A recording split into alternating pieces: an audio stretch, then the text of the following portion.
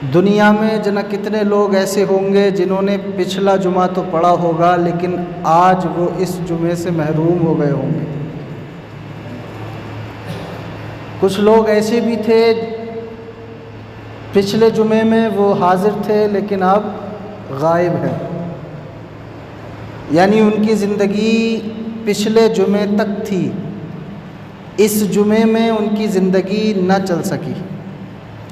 تو اس بات پہ اللہ رب العزت کا شکر ہے اور ہزارہا کروڑہا مرتبہ اس کا احسان ہے کہ رب نے ہمیں آج پھر نئی زندگی عطا فرمائی اور جمعے کے دن حاضر ہو کر اپنی عبادت کی توفیق ہمیں دی، اور اس محفل میں بیٹھ کر مسجد میں اللہ کے گھر میں اس کے محبوب بندوں کا ذکر کرنے اور سننے کی توفیق بخشی۔ اللہ رب العزت قرآن مجید میں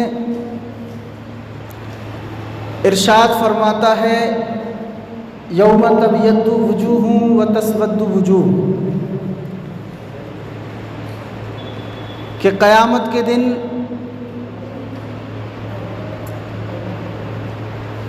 کچھ لوگ ایسے ہوں گے جن کے چہرے چمکتے ہوں گے، وتسود وجوہ، اور ایک جماعت وہ ہوگی کہ جس کا چہرہ کالا پڑ گیا ہوگا۔ فَأَمَّا الَّذِينَ اسْوَدَّتْ وُجُوهُهُمْ،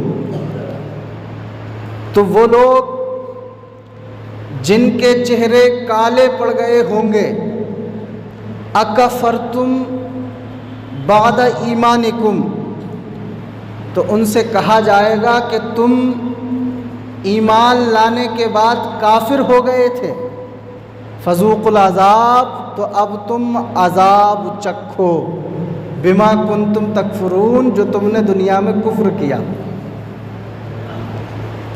قرآن کی آیت ہے، اللہ ارشاد فرماتا ہے اے میرے بندو سنو، قیامت کے دن ایک جماعت کا چہرہ چمکتا ہوگا اور ایک جماعت کا چہرہ کالا پڑ گیا ہوگا۔ فَأَمَّا الَّذِينَ اسْوَدَّتْ وُجُوهُهُمْ، تو وہ لوگ جن کے چہرے کالے پڑ گئے ہوں گے، اللہ فرمائے گا اکفرتم بعد ایمانکم، کیا تم نے ایمان لانے کے بعد کفر کیا تھا، فذوقوا العذاب، تو اب تم عذاب چکھو، بما کنتم تکفرون، اس چیز کا جو دنیا میں تم کفر کر کے آئے ہو۔ قرآن ہے، اس کا انکار تو کوئی نہیں کر سکتا۔ قرآن کا جو انکار کرے دائرہ اسلام سے خارج ہو جاتا ہے۔ اب ذرا قرآن میں رب نے یہ تو فرما دیا کہ جن کے چہرے کالے پڑ جائیں گے انہیں عذاب چکھایا جائے گا، یعنی چہروں کا کالا پڑنا یہ عذاب چکھنے کی نشانی ہے، چہروں کا سیاہ پڑنا یہ کفر کے سبب عذاب چکھنے کی نشانی رب نے بتائی۔ آپ دیکھیں جن کے چہرے کالے پڑ جائیں گے قیامت میں اللہ انہیں کافر کہہ رہا ہے، اور جن کے چہرے روشن ہوں گے وہ لوگ کون ہوں گے؟ آئے مفسرین اکرام کی بارگاہ میں چلتے ہیں۔ اے مفسرین اکرام، اس آیت کے تحت آپ کیا فرماتے ہیں؟ اللہ تبارک و تعالیٰ کی مراد کیا ہے؟ یوم تبیض وجوہ، وہ لوگ جن کے چہرے قیامت کے دن چمک رہے ہوں گے۔ اے مفسر ذرا ہمیں تفسیر بتائیں اس آیت کی، وہ جماعت کون سی ہوگی جس کے چہرے قیامت کے دن چمک رہے ہوں گے؟ تو علامہ جلال الدین سیوطی فرماتے ہیں ای اہل السنت والجماعہ، وہ جماعت کوئی اور نہیں ہوگی، اہل سنت والجماعت ہوگی جس کے چہرے قیامت کے دن چمک رہے ہوں گے، جس کے چہرے قیامت کے دن چمک رہے ہوں گے، اور جس کے کالے پڑ جائیں گے اللہ نے فرمایا انہوں نے کفر کیا۔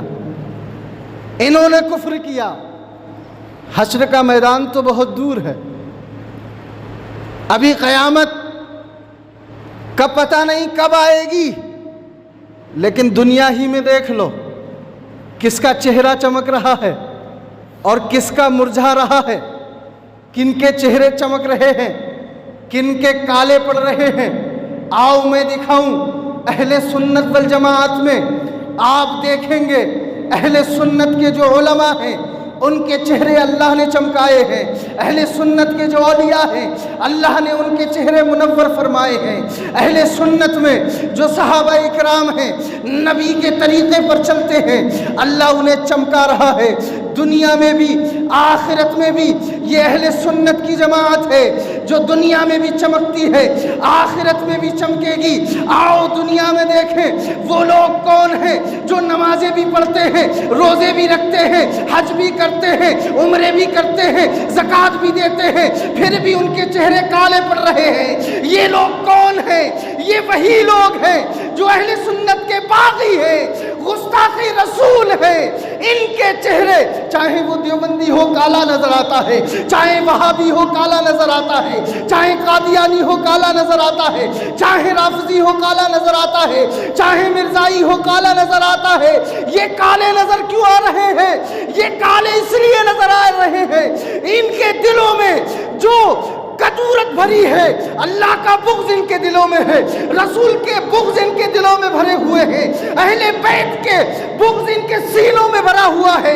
اللہ نے یہ بدلہ دیا ہے کہ جہاں کا حشر تو حشر رہ گیا، دنیا ہی میں لوگ دیکھیں گے کہ جو بدعقیدہ ہیں ان کے چہرے کالے پڑتے ہوئے نظر آئیں گے۔ قرآن کی آیت، جو بدعقیدہ ہیں ان کے چہرے، کسی بھی بڑے سے بڑے دیوبندی کو دیکھ لو، نماز 5 وقت کی پڑھے گا، صفے پھاڑ دے گا، لیکن چہرے پہ نور نہیں ملے گا۔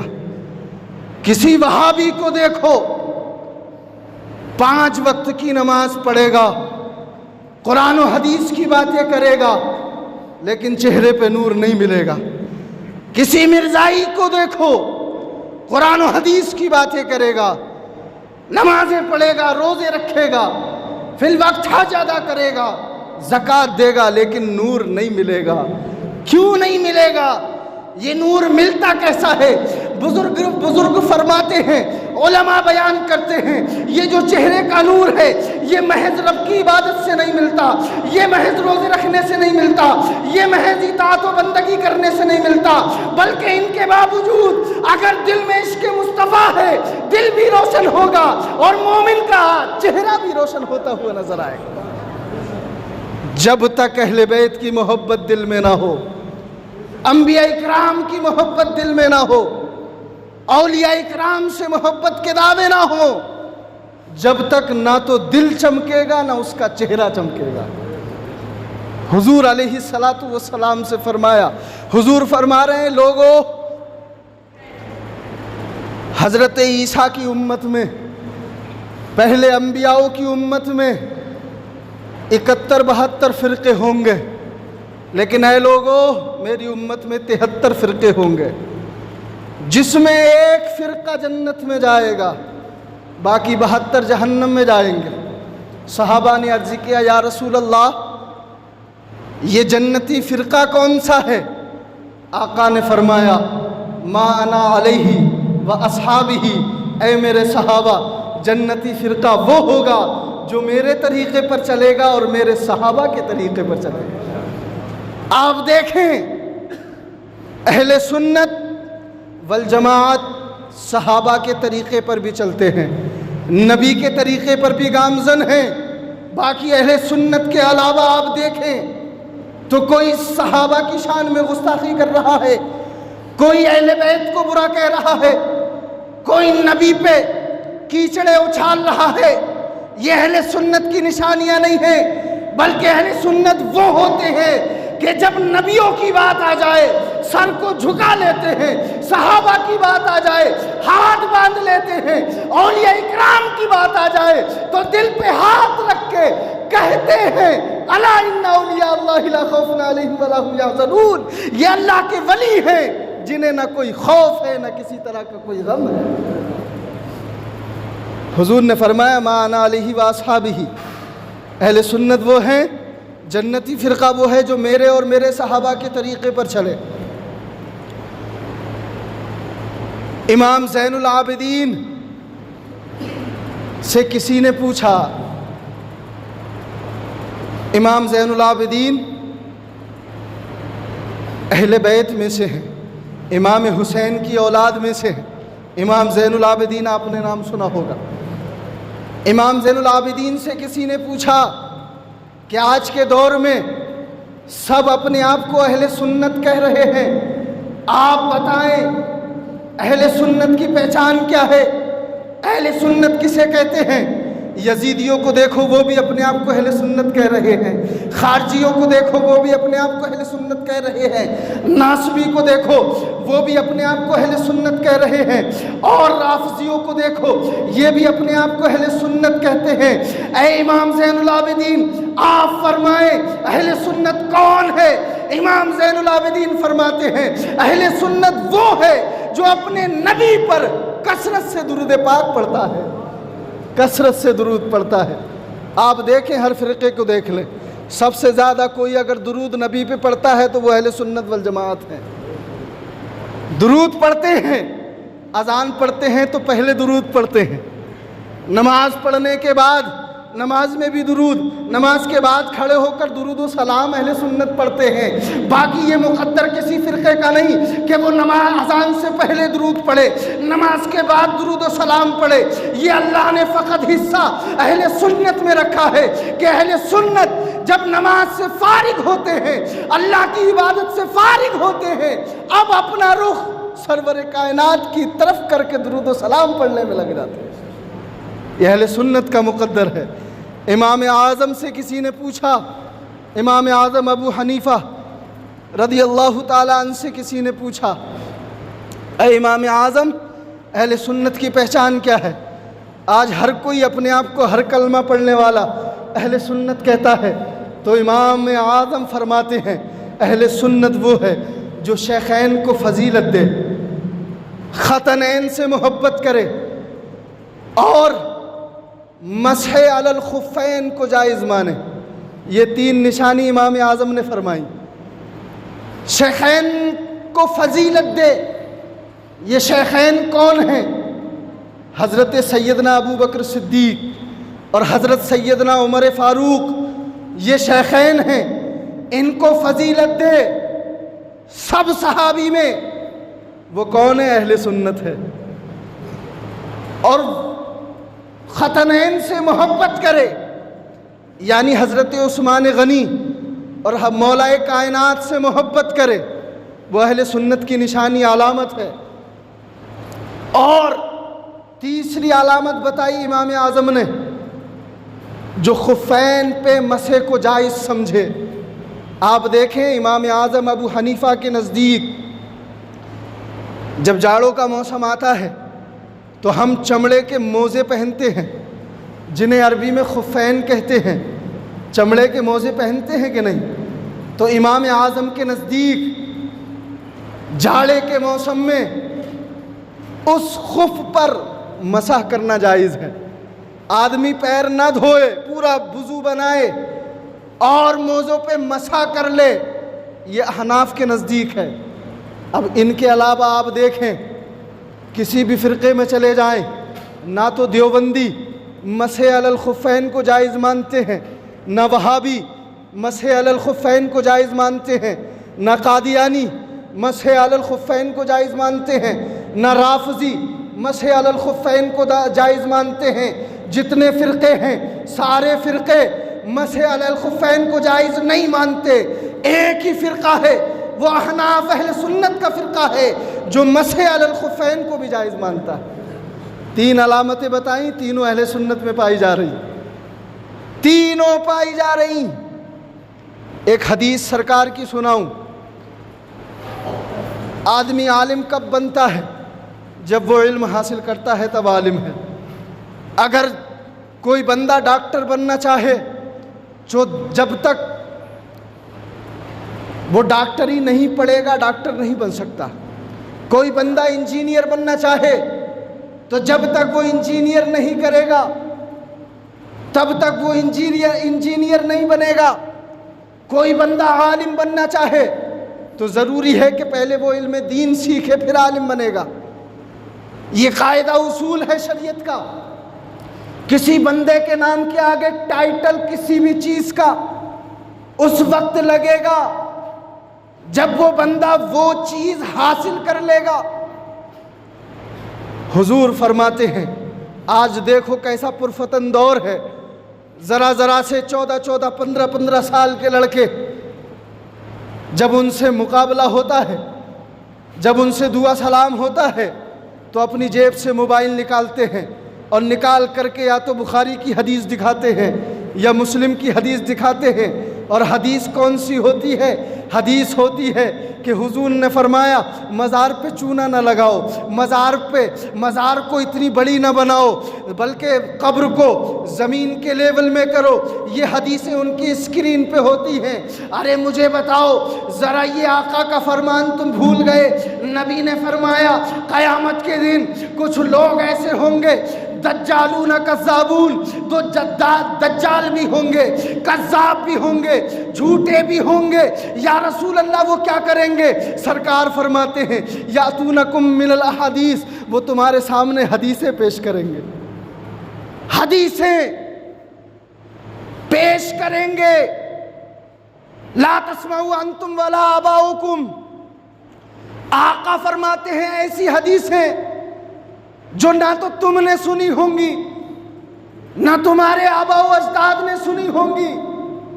تو بڑا افسوس ہوتا ہے قوم کے نوجوانوں پر جو وہابیوں کی زد میں آ کر وہابی ہو جاتے ہیں، دیوبندیوں کے پیسے کے لالچ میں دیوبندی ہو جاتے ہیں، رافضیوں نے پیسوں کا لالچ دیا رافضی ہو گئے، اور اہل سنت سے خلاف ہو جاتے ہیں۔ جب کوئی سنی ان کے سامنے آتا ہے ترنت اپنا موبائل نکالتے ہیں، اسکرین پہ حدیث دکھاتے ہیں۔ تو میں کہتا ہوں سرکار کا تمہیں فرمان نظر نہیں آیا؟ سرکار فرماتے ہیں، حضرت ابو ہریرہ راوی ہیں، سرکار فرماتے ہیں قیامت کے قریب کچھ لوگ ایسے آئیں گے دجالون کذابون۔ نبی نے دجال فرمایا، نبی نے کذاب فرمایا۔ کذاب کا مطلب ہوتا ہے سب سے بڑا جھوٹا، یعنی یہ وہ لوگ ہوں گے یاتونکم من الحدیث، جو تمہارے سامنے حدیثیں پیش کریں گے، نہ تو تم نے سنی ہوں گی نہ تمہارے آبا و اجداد نے سنی ہوں گی۔ ارے خدا کے بندو، جو جماعت 1400 سال سے اب تک چلی آ رہی ہے اور جو حق پر ہے اس سے تم بچھڑ رہے ہو، اور جو 150-200 سال پہلے پیدا ہوئے یہ دیوبندیت وہابیت، ان میں جا کے تم گھس رہے ہو۔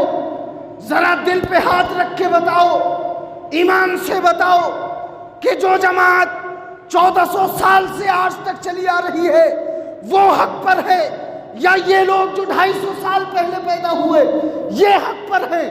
تمہارا ایمان کہے گا، تمہارا دل کہے گا مولانا قسم خدا کی یہ جماعت جو اہل سنت والجماعت ہے حضور کے زمانے سے چلی آ رہی ہے یہی حق پر ہے، یہی جنتی ہے۔ باقی دیگر فرقے ہیں، چاہے کوئی بھی مکتب فکر کا آدمی ہو، سارے فرقے خارج ہیں، یہ حق پر نہیں، اہل بدعت ہیں اور جہنمی ہیں۔ ذرا اپنے دل سے پوچھو، پیسوں کے لالچ میں ایمان بیچ دیتے ہو؟ کبھی نہیں۔ آقا نے فرمایا جنتی وہ ہے جو میرے اور میرے صحابہ کے طریقے پر چلے، وہ جنتی ہے، اور باقی سارے جہنمی ہیں۔ سوشل میڈیا پہ جو انجینئر ہے وہ بھی اپنے آپ کو عالم کہہ کے لوگوں کو گمراہ کر رہا ہے۔ بھئی تو نے انجینئرنگ پڑھی ہے تو وہاں دکھا اپنے فیلڈ میں جا کے، یہ علماء کا فیلڈ ہے، جاہلوں کا فیلڈ نہیں کہ کوئی ڈاکٹر آ رہا ہے وہ قرآن و حدیث کی باتیں کر رہا ہے، کوئی اسکالر آ رہا ہے قرآن و حدیث کی باتیں کر رہا ہے۔ قرآن و حدیث سمجھنے کے لیے عالم ہونا شرط ہے، اور تبلیغ کرنے کے لیے، تقریر کرنے کے لیے عالم ہونا شرط ہے۔ جب تک مصطفیٰ کا دین نہیں پڑھا جائے گا تب تک کسی کے لیے نہ تو تقریر کرنا شرط ہے نہ قرآن و حدیث کی روشنی میں تبلیغ کرنا ضروری ہے۔ عالم ہونا شرط ہے۔ ڈاکٹر اسرار آئے، صرف ڈاکٹر ہیں، قرآن و حدیث کی باتیں کر کے لوگوں کو گمراہ کر دیا۔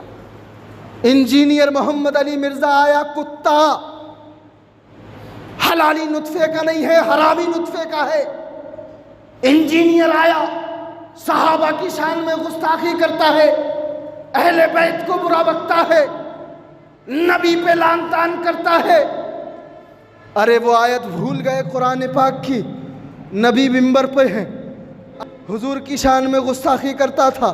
اللہ رب العزت نے 10 آیتیں اتاری، ایک آیت ان میں تھی عُتُلٍّ بَعْدَ ذَلِكَ زَنِيمٍ۔ اللہ نے فرمایا اے محبوب پریشان ہونے کی ضرورت نہیں ہے، رنجیدہ ہونے کی ضرورت نہیں ہے۔ بظاہر تو کلمہ پڑھتا تھا لیکن پیچھے ڈینگے مارتا تھا، حضور کی برائی کرتا تھا، گستاخی کرتا تھا۔ اللہ نے فرما دیا اے محبوب جو تمہاری شان میں گستاخی کرے، عُتُلٍّ بَعْدَ ذَلِكَ زَنِيمٍ، وہ حلالی نہیں ہے، حرامی ہے۔ اٹھا مجمع سے، اپنی ماں کے پاس گیا، اے ماں تو یہ بتا میرا باپ کون تھا؟ تو اس کی ماں نے کہا تو کہاں سے آ رہا ہے؟ مجھے لگتا ہے تو محمد عربی کے پاس سے آ رہا ہے، یہ تو غیب کی بات ہے، اور غیب تو صرف نبی جانتا ہے، اس کے علاوہ کوئی نہیں جانتا۔ تو بتا کہاں سے آ رہا ہے؟ کہا یہ مت پوچھ میں کہاں سے آ رہا ہوں، تو یہ بتا میرا باپ کون تھا؟ تو اس کی ماں نے کہا تھا بیٹا سچ یہ ہے کہ تیرا باپ مردانی طاقت میں کمزور تھا، مرد نہیں تھا، اس لیے میں اسے کھانا دینا جاتی تھی تو ایک چرواہا مجھے چھیڑتا تھا، میں اس کی باتوں میں نہیں آتی تھی، لیکن ایک دن مجھے شیطان نے بہکایا، میں نے اس چرواہے سے اپنا منہ کالا کرایا، جس کے عوض میں تو پیدا ہوا۔ وہ اب رونے لگا اور کہہ رہا تھا اگر نبی نے کہا ہے تو صحیح کہا ہے، اس لیے کہ جو غیب کی باتیں نبی جانتے ہیں دنیا میں کوئی نبی کے علاوہ نہیں جانا کرتا ہے۔ اللہ نے فرمایا عُتُلٍّ بَعْدَ ذَلِكَ زَنِيمٍ، جو نبی کی شان میں گستاخی کرے گا وہ اپنی باپ کا نہیں ہے، حلالی نہیں ہے، حرامی ہے۔ اور اس کے آگے میں ایک جملہ اور کہہ دوں، جو دیوبندیوں اور گستاخوں کی تائید کرے گا، انہیں حق مانے گا، انہیں کافر نہیں جانے گا، وہ بھی اپنے باپ کا نہیں ہے۔ کیوں؟ جمہور علماء کا اتفاق ہے کافر کو کافر جانو، اگر تم نے مسلمان جانا تو تم بھی کافر ہو جاؤ گے۔ تو اس آیت کے تحت جو بندہ ان کی تائید کرے گا وہ بھی حلالی نہیں ہے۔ اہل سنت کو اپنا لو، یہی فرقہ حق پر ہے، یہی جنتی ہے، جس کی پیشن گوئی نبی نے بھی فرمائی، صحابہ نے بھی فرمائی، امام اعظم ابو حنیفہ نے بھی فرمائی، امام زین العابدین نے بھی فرمائی، اور امام زین العابدین نے فرمایا حق پر وہ لوگ ہیں، اہل سنت وہ لوگ ہیں جو نبی پر، میرے دادا پر، میرے نانا پر کثرت سے درود پاک پڑھتے ہیں۔ درود پاک پڑھیں، اللہم صلی علی سیدنا و مولانا محمد و بارک وسلم، صلو علیہ الصلاۃ والسلام علیک یا رسول اللہ، استغفر اللہ رب من کل ذنب واتوب الیہ وما علینا الا البلاغ۔ السلام علیکم ورحمۃ اللہ۔ کلمہ شریف پڑھ لیجیے، لا الہ الا اللہ محمد الرسول اللہ وما علینا الا البلاغ۔